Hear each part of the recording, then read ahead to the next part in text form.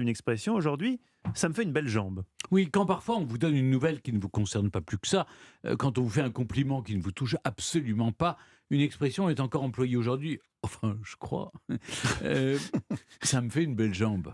Ouais. Non, oui, on le dit On le encore, dit peut-être encore? un peu moins Oui, qu'il y a on le 15-20 dit ans, oui, oui, mais bon. oui, bon en tout cas moi je l'utilise. Pourquoi cette formule?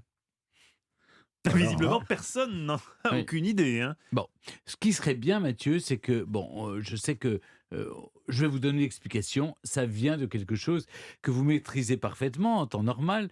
C'est la mode masculine. Bien sûr. Voyez-vous, à la Renaissance, les vêtements prennent de l'ampleur. Au XVIe siècle, ils vont se resserrer pour devenir carrément adhérents au corps.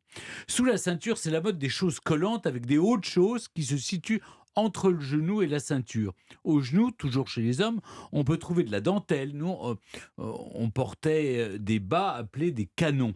Tout ça pour dire que le galbe, les jambes bien fuselées, tout ceci était le gage d'une séduction réussie. Les hommes qui se savaient élégants grâce à leurs belles gambettes faisaient des coques.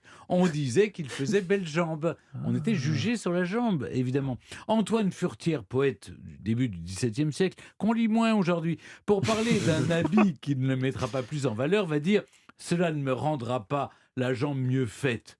Au XIXe siècle, on arrive à faire la belle jambe. Pour arriver à cette négation plutôt Mmh. ironique, ça me fait une belle jambe. Voilà. Chez l'homme, la jambe est donc essentielle, mais chez la femme aussi.